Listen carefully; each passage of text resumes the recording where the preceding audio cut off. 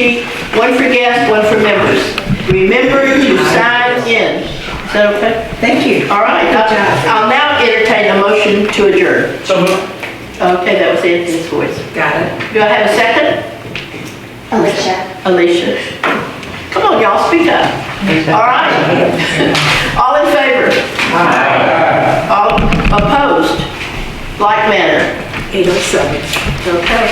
Now, we do have a wonderful program. I'm going to let Viola introduce that. I would like to thank Melba Gunn, Alicia, and Anderson, and Donna Whitten for the refreshments that are provided tonight. Next month is going to be Melinda Creech talking about freedom colonies on Cibolo Creek. And the refreshments are Nancy De La Zerda, Orphe Cuvier, and Connie De La Zerda Mass. All right? Amy? Yeah. This is Amy Ammann Pawelek. I'm married to Polish. Don't forget it. I know, yeah, exactly. If y'all don't mind, I'm gonna kind of stand up here only because I wanted to keep it within my minutes, so I kind of wrote it all down, so I can have a whole smorgasbord. That's fine. You can sit here if you'd like. Well, I don't want to take your spot. Oh, no, it's okay. You sure? Yeah. Sorry about that. Oh, no. Or look, I can just pull this chair right here. Look. Oh, okay. Perfect. All right. Well, before I sit, I just want to thank y'all all so much for having me here today. I mean, what an honor it is to get to talk about my grandfather, John Connally. My mother would have been here tonight, his daughter, and I apologize. She lives in Seguin with us. But she had to go to Houston. A friend was ill and she needed to help her, but she wanted me to send her love to all of you as well. So, y'all can start. Well, y'all see me if I... Okay.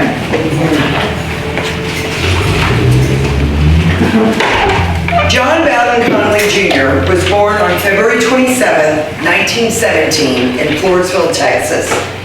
He was born to Leela Wright and John Bowden Connally. He had 5 brothers, Wyatt, Stanford, Godfrey, Marilyn, Wayne. He also had 2 sisters, Carmen and Blanche. He graduated from the University of Texas at Austin. He was elected president of the student body, dean of his legal fraternity, and president of his law class. He was also president of the Curtin Club for 3 years and chairman of the board of the student publications.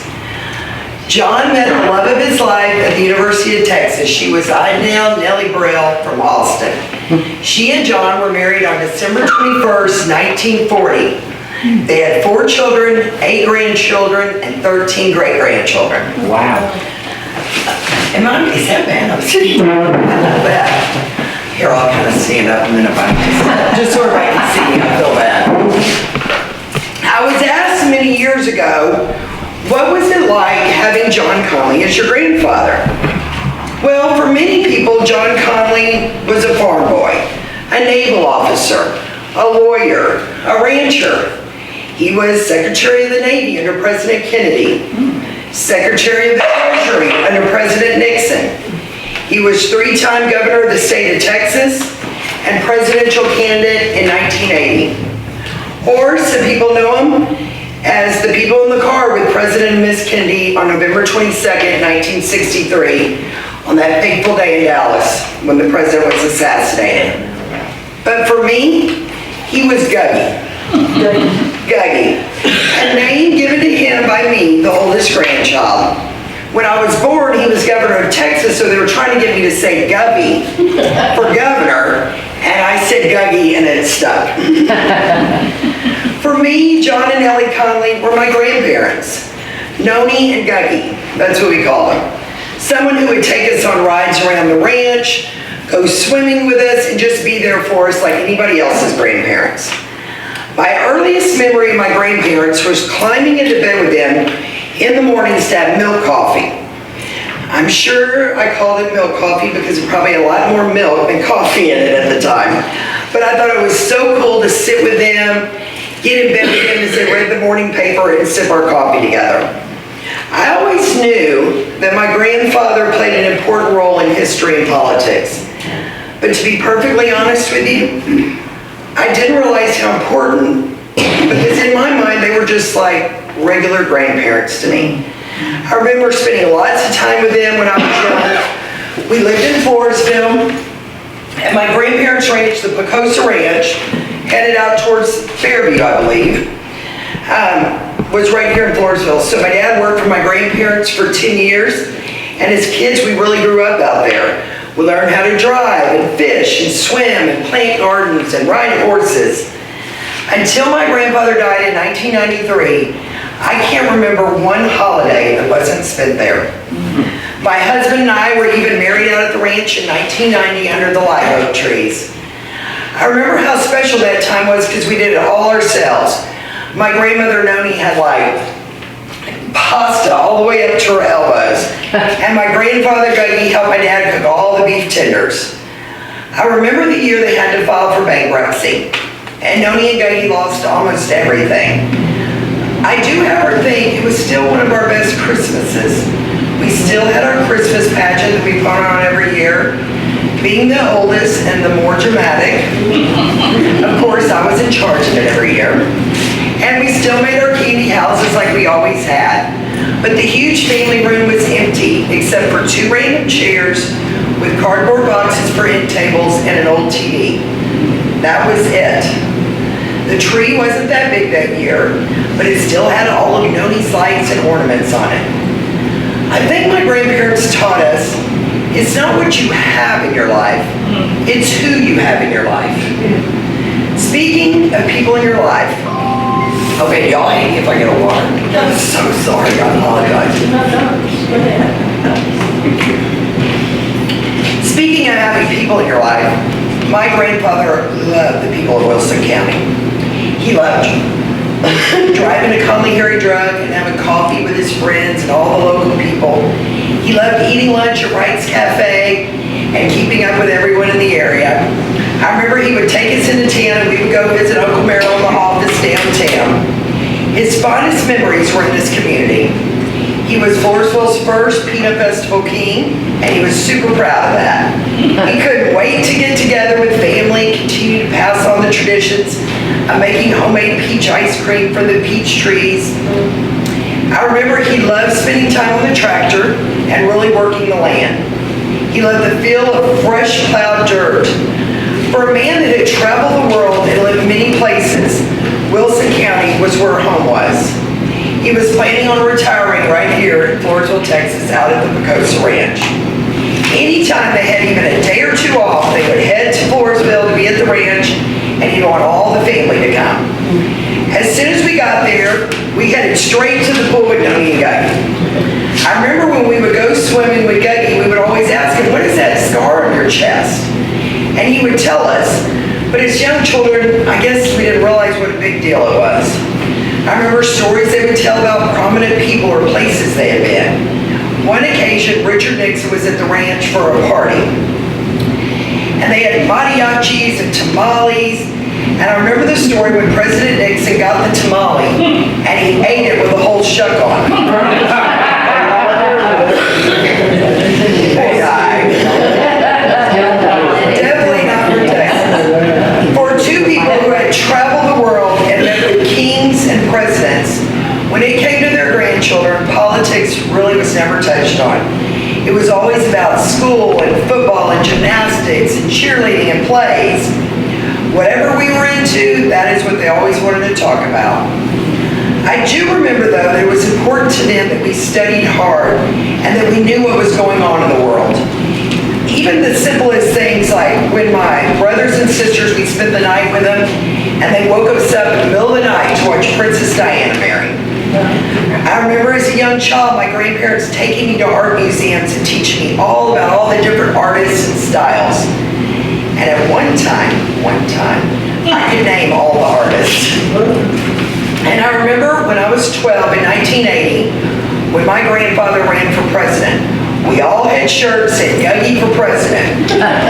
You may remember, some of you may remember, because we had a huge rally right here in downtown Floresville, and we even had a few Connally singers here in the meeting today that helped with the campaign and sang with us the Connally song, Wake Up America. Funny, I was here in Floresville this weekend with some friends, and And we still remember the song by heart, and we all sing it together, and Martha Stroger Eschberg, made us get up and sing it, and she was gonna bribe me tonight and make y'all do it, but I'm not gonna make you do it, but they still, Come on, we might. they really want you to sing it. Wake up, America, we got something to say to you. Election day is coming soon, and there is so much. Okay, I'm not reading.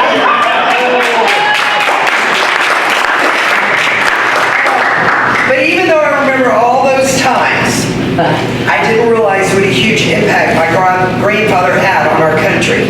Because again, to me, he was just Guggy. I remember when Oliver Stone's movie came out, JFK, my grandparents wanted to take the grandchildren to the movie. Good Morning America and the Today Show were going to interview them on what they thought of the movie. I can tell you this, he did not like it. Most of all because there was horrible language he didn't want any of us to hear. But most importantly, he felt Oliver Stone had mixed truth with fiction. Yeah. And he was so afraid that younger generations would believe what they saw to be true. I guess now would be a good time to tell you about what my grandparents believe about the day in Dallas. After my grandfather died, my grandmother was going through some of her stuff and my grandfather's things when she came across some notes she had written down 10 days after the assassination. She didn't write them for a book or any other reason except that to let her future grandchildren and great-grandchildren know what happened to the Connollys on November 22nd, 1963. At the request of historians at the University of Texas, the original notes are now stored for safekeeping in the LBJ library. Later, in 2003, those notes were put in a book called From Love Field. At this time, I would just like to read an excerpt from these notes in my grandmother's own words. So I don't know why I have it.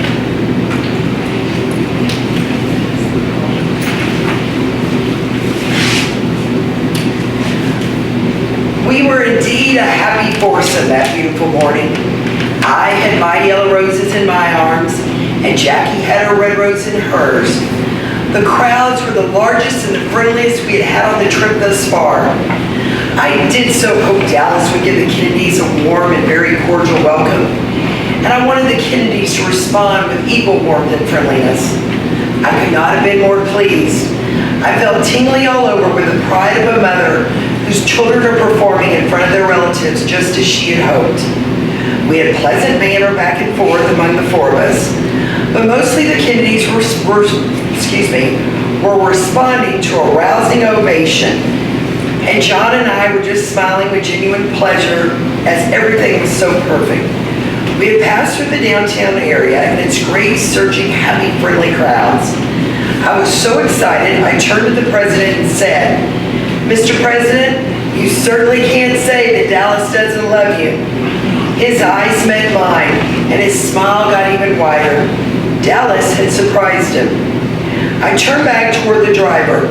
A moment later, a terrifying noise erupted behind us. Instinctively, I felt it was a gunshot.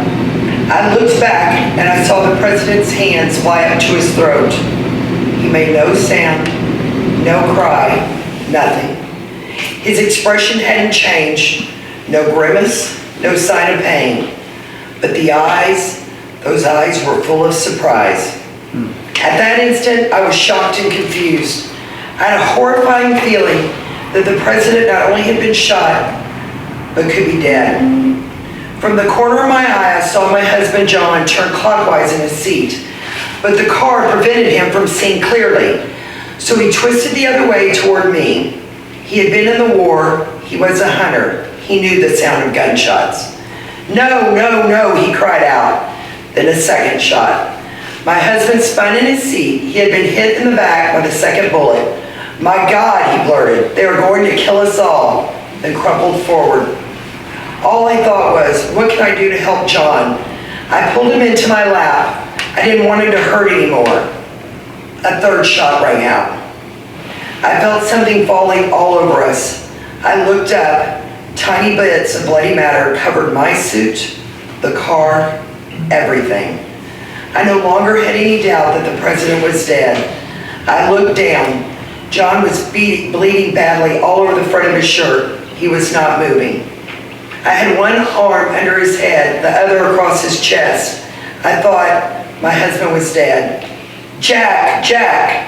From the back seat, I heard Jackie's frantic voice. They've killed my husband. I have his brains in my hand. I hugged John tighter. More blood gushed from his shirt. Dimly, I heard one of the agents shout, "Pull out of the motorcade," then say something else into a transmitter. Probably to the motorcycle officers ahead and to the vehicle full of Secret Service men behind us.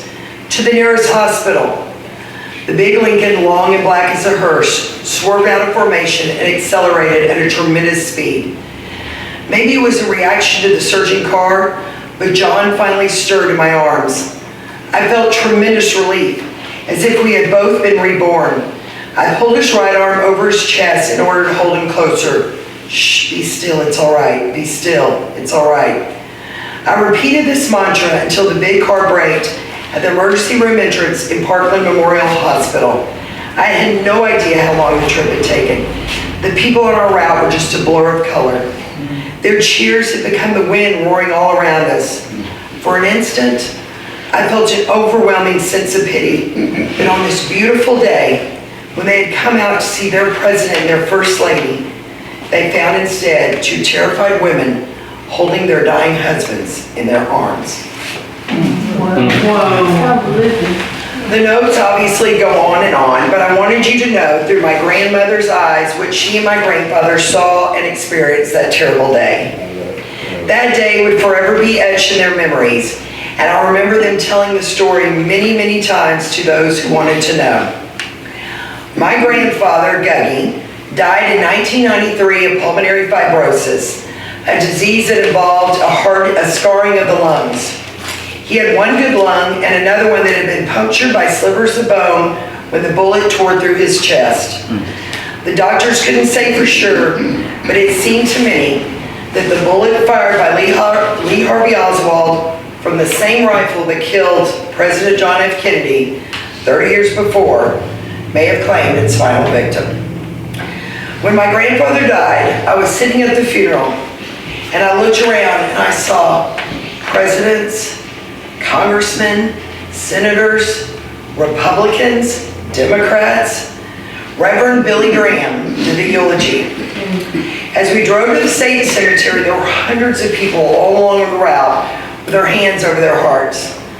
I was 24 years old when my grandfather died, and this was one of those moments when I knew he wasn't only special to me, but to people everywhere. I have to say that I feel blessed to have had such wonderful grandparents. They taught me the importance of hard work, dedication, devotion, and love of family. And I feel so lucky that my grandfather was able to spend time with his first great-grandson, my child Jake, before he died. And I spent up until 2006 with my grandmother Noni. I'm grateful for those wonderful years with them. As I grow older, I realize how important it is to let my children and one day grandchildren know what wonderful things my grandparents did for our state and country. But most importantly, what he did for me. Thank y'all so much.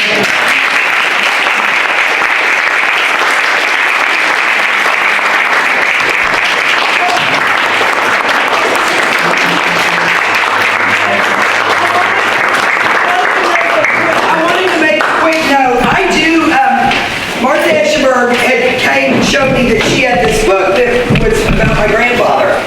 And I told her, and I cannot believe I didn't do it before I came, I have a ton of these. So I'm going to send some back and y'all can put some in the library.